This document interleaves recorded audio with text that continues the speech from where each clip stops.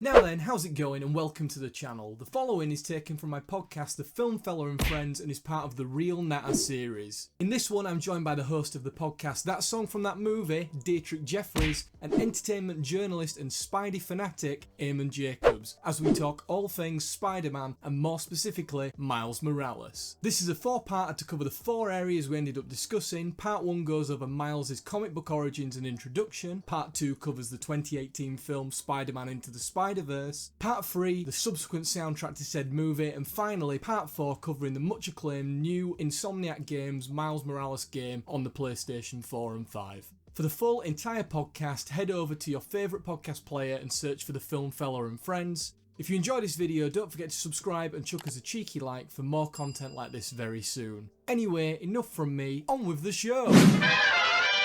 The Film Fella.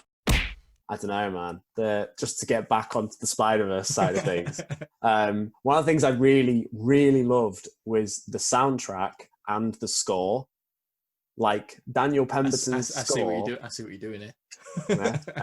This guy's a pro. Segue. But seriously, Daniel Pemberton's score is just flawless. It gives me goosebumps as much as the soundtrack does. Which I think is amazing, the fact that they managed to weave in them both without them getting in the way of each other. Yeah. Do you know, does that make sense? Like there's a lot of music in that film that feels natural. Yeah, no, I agree. Yeah. Like I don't know about you, but... No, I do. I agree. I think that, you know, there can be the odd moment in any film where a song comes in or some sort of like bit of soundtrack or whatever it is that comes into a scene that can sometimes take you away from the film a little bit. Mm-hmm. It's like it's either really jarring, they've either not thought it through very well to the point where it just doesn't really match up with the scene, which I do find a bit mental, because like that's surely quite a big part of your film is having the sound meet the recommendation or the requirement of that scene. But in this film, yeah, you're right. It goes from, you know, like I guess I'm gonna hand it over to Dee in a sec to talk in more detail. But for example, I feel like what you're getting at is the sort of the main soundtrack, the main track, I guess, the Post Malone Sunflower song. The character sings it. He uses it to calm his anxiety down, like for him to be able to control his power. So that song exists in the universe. He sort of like hums it along, doesn't really know the lyrics to it, which I think is really cute. And obviously that's interwoven with the story. So not only is the soundtrack really good, not only is it really enjoyable to listen to outside of the film itself, but it's intrinsically like connected to certain scenes in the film. And anyway, over to Dee with the music. Yeah, so I was tasked by Geordie during my week off from work with homework now. So I picked out 3 songs.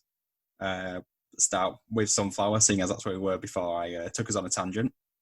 So Sunflower, or to give its full title, Sunflower brackets Spider-Man Into the Spider-Verse, is the main track from the movie Spider-Man Into the Spider-Verse. Oh, give over. You see how they did it? I mean, how did they think of that? Seamless. Inspired choice. Yeah, exactly. Yeah. So it's performed by Post Malone and Swae. Swae. Swae. I was hoping someone would know what it is. Like, don't look at me. Cool. Yeah. So the song's fantastic in terms of how it works in the film and just generally. I think I can't pretend that I'm a massive Post Malone fan. I've not heard much of his stuff, but I can't help but smile when I hear this song, because it's so upbeat. It's warm, and I can see why Miles would have it as a blanket almost to make him feel better. Especially when obviously he's going through like such a huge shift in his life, like starting a new school, and he's just like singing that song as he's getting ready. It's quite sweet, isn't it? Yeah. And like you say, he doesn't really know the words, which is quite cute. He mumbles it. He mumbles it in that scene. I think he mumbles it when he's trying to get his camouflage to work. You know, when he finally grips and gets control of it. He mumbles it again, but it's just both scenes. Very cute. Yeah, and it helps me with it because I don't know the words either, so I just mumble the words. It's just like every other man in the shower. Speaking of which, I've had a really good That was beautiful, guys. We're probably going to get like trademarked now or something like that on this video. I'm sorry. I've had a really good week in the shower just listening to all these tracks as well. It's been like, I thought I'd do a little bit of research. And I probably haven't listened to them as much as I would normally, but I've had a really, really good week in the shower listening to these. That sounds terrible. That sounds really wrong. I mean, that does sound a little bit weird. I mean, singing along to them. Good. Yeah. Cool. Anyway, over to D. So yeah, the song samples the 1988 track "Hands to Heaven." I'm gonna have to read this because I've never heard of this song by British pop group Breathe. That ring any bells with you guys? Nope. No. Yeah. So I listened to that song thinking, oh, it should be obvious how it's sampled. I could not figure it out. It must be something to do with like the chord progression or chord progression. But yeah, it just was not there when I listened to it. So I think they could have got away without crediting them. They could have got away without paying the royalties. Yeah, exactly. Wow. That's kind of, yeah. You'd expect them to pick something a bit more like prominent if they were going to sample, surely. Yeah. Maybe it's just like not even a beat. It might be. It's hard to tell. It's definitely not lyrical. It must be something musical. Right. Shrug. Yeah. Shrug. Big shrug. So it equaled the song Sunflower. This is not Hands to Heaven. Equaled the record for the longest stint in the Billboard Hot 100 top 10. It was there for 33 weeks. Pretty impressive for a soundtrack. That's a long time, more than half a year. It holds the record for being there the longest with two other songs, which is Ed Sheeran's Shape of You and Maroon 5's Moves Like Jagger, which I think we both can all agree that those songs would have worked just as well in the movie as Sunflower. Yeah, I guess. Sure. Yeah, why not? I think Moves God. Like Jagger would have probably taken it in a very different direction. I'm just gonna... Yeah, maybe. Yeah. And Drawing well. Ed Sheeran's he's just a bit boring, isn't he?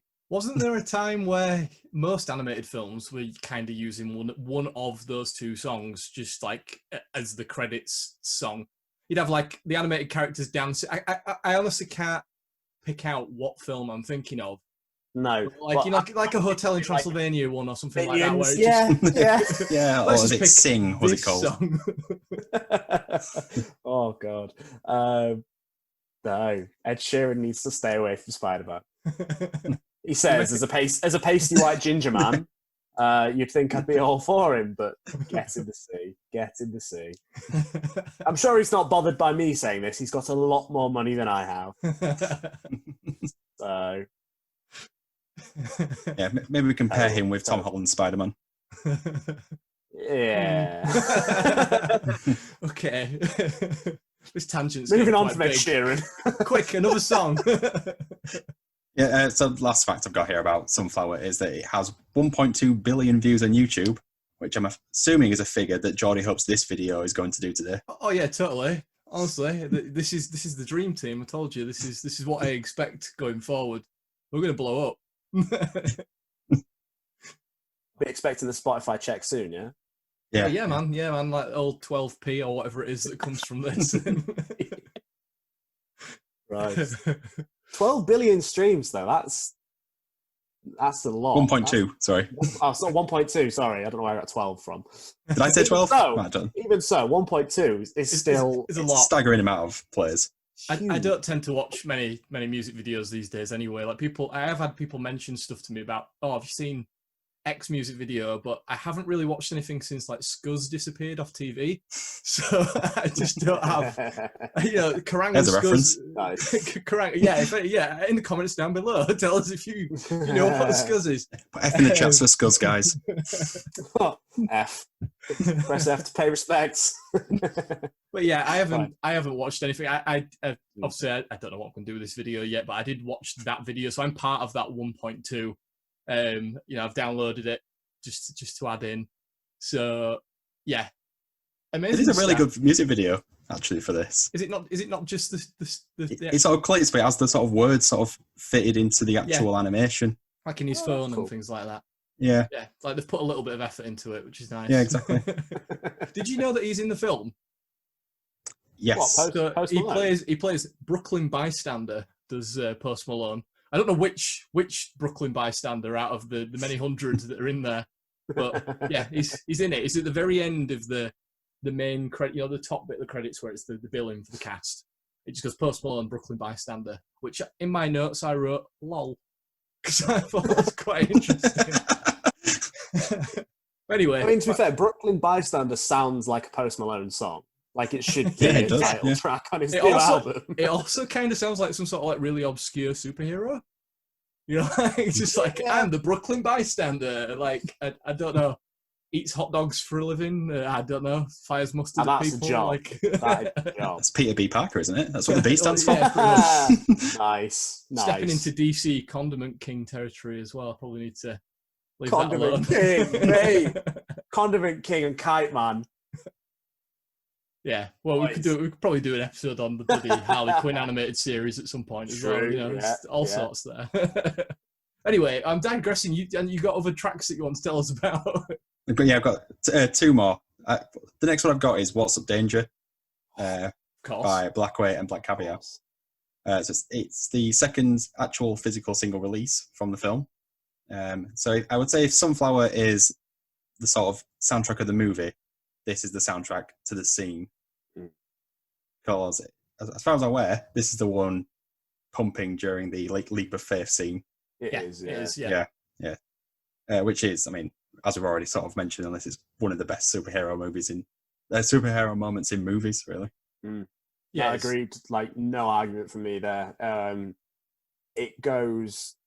I did see it was some sort of montage on YouTube where they had that and the No Man's Land scene from Wonder Woman, and pretty sure there was a moment from Man of Steel. Anyway, irrelevant. It achieves more than most live-action superhero movies within a few lines of dialogue, and that's that song. Like, it is a perfect blend, and it's so inspiring. Yeah. It went straight in my gym playlist because it was just. They are good playlist songs, and they are really good for stuff like that as well. Like, because it also, I think, I don't know, it probably does because I'm talking to two people who like the same things, but listening to that when you're in the gym just makes you think of like the film or whatever it is, and just, I don't know, sometimes just helps you just do that one rep that you weren't going to do. Or it's very kind of you to think I'd go to the gym. No, it's weirdly motivational somehow. I loved it. I think that I don't know what more I could say about that scene. It gave me goosebumps. It still gives me goosebumps every time. And that song is a part of it. So yeah, well, I mean, Black Caviar himself described the opportunity to record the song as something that he could feel his 10-year-old self freaking out inside himself, which I would describe myself that way in this, watching that scene in the cinema for the very first time. What, you were just going to stop there then? I was like, this is just how I describe myself. Just a screaming. Just a 10-year-old, yeah. Just a screaming internal 10-year-old. I'm a 10-year-old. You're constantly in the shower. No, it's your turn. I've just sat reading comics in the corner. What a bunch. What a trio. So the third and final song I picked from the film decided to go a little bit left choice because, I mean, there's so many great songs in this soundtrack. Like Elevate, fantastic song. Way Up, great song. So I went with Spidey-Bells, A Hero's Lament. Fantastic choice. Exactly. I had to. Is this... Because... Like, I thought you were It's going the to go season. way up. I thought you were going to go way up, but I thought you were like going to elevate. I like what you've done. Is Thank this the Chris Pine, just him doing a Spider-Man infomercial, like one of those just where riffing on. by this album it comes up on TV with like all the Christmas hits, but sung by Spider-Man, who in this is Chris Pine. Yep. Jake Johnson does one as well. Oh, is he on it as well? Yeah, I think his is a version of. I want to Deck say the it's like Silent. Deck the Halls, yes, because it's Web the Halls. Yeah. There is a whole album on Spotify I'm gonna have to track this down. You have to check it out. Like the full version of Spidey-Bells is fantastic. It's Like halfway through the song, he starts having like a sort of like a breakdown as to why he's doing this. You just know it's Chris Pine just sort of almost talking about his own career. Pretty much. Oh, it is great though. Yeah, it is fantastic. 10 out of 10 choice there, man. 10 Thank out you. of 10. I mean, It's on the Christmas playlist. We didn't even really touch upon that. It kind of is sort of a winter film. Like the film in general is sort of like if you're looking for something to watch at Christmas, and for some reason you are watching this video or listening to this podcast and haven't seen it, which I still And you've got this far in. You've got this far in. I don't know what the hell you're doing, because we should have said this before, but yeah, it's a good Christmas film as well in a way, in a kind of Die Hard is a Christmas film type way that it's set at the time, but which I also would argue Die Hard is a Christmas film, just for the record. But yeah, it starts at Christmas party. Yeah. What more do you want? Is Iron Man 3 a Christmas film? Yes, it is, because it's a Shane Black film, and all of Shane Black's films are set at Christmas. Sure. There you go. Knowledge is power on this podcast.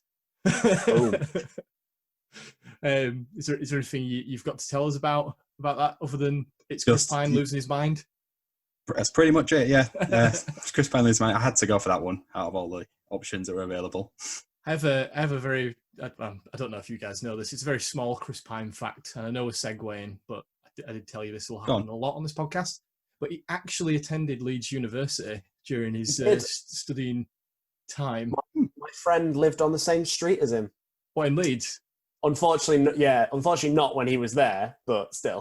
I live on the same street as Chris Pine. Oh, do you? No, well, sort of. Well, what do you mean? Sort of. It's a pine tree. Nice. Yeah. Be interesting to see what happens with Wonder Woman and him as well. But yeah, I like Chris Pine, so I quite enjoy that they got a bit of, because he's not in the trailer. It doesn't really sell it that Chris Pine's in it. Obviously, you hear his voiceover in the trailer, but then you also hear Jake Johnson's voiceover. It doesn't really connect to anyone. So obviously, when the trailer first came out for this film, you don't really know who he's talking, whether it's Peter Parker or someone else.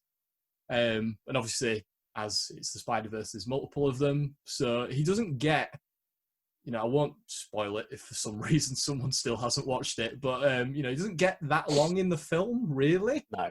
So to speak. So like for him to have then gone, we want you to record a stupid Spider-Man Christmas song that's like self-referential of you recording it as Spider-Man. I really enjoyed that. I would have loved to have been in the room that conversation happened. Do you know what I mean? I mean, it was the guys behind like Lego Movie. I think obviously by this point that had already come out and blown up, hadn't it? So I feel like with people that were connected to this film, it must have been quite easy to sell stupid stuff to people. It's just like, we're going to do this. Are you okay? It's going to be funny. Yeah. Because it's Phil Lord and Chris Miller, isn't it? Yeah, that's right. Yeah. And they're a pretty good duo. Let's face it. They've not disappointed us yet. Which I've said it now, which means that inevitably. Were they involved in Lego Movie 2? I don't know. I think so. They might have been producers. We know they disappointed Disney after the Solo debacle. Yeah. I mean, the less said about that, the better. So I'm just blocking everything out apart from the Mandalorian. Again, look, we're going on a tangent, but huge tangent. Hey, you're still here. Thanks for checking us out. If you haven't already, be sure to subscribe to the channel for more content like this coming very soon. I've no idea which part you're currently watching, but head here to watch the other parts from this episode. For the full podcast, simply search for The Film Fella and Friends on your podcast provider. That's it from me. See you in a bit.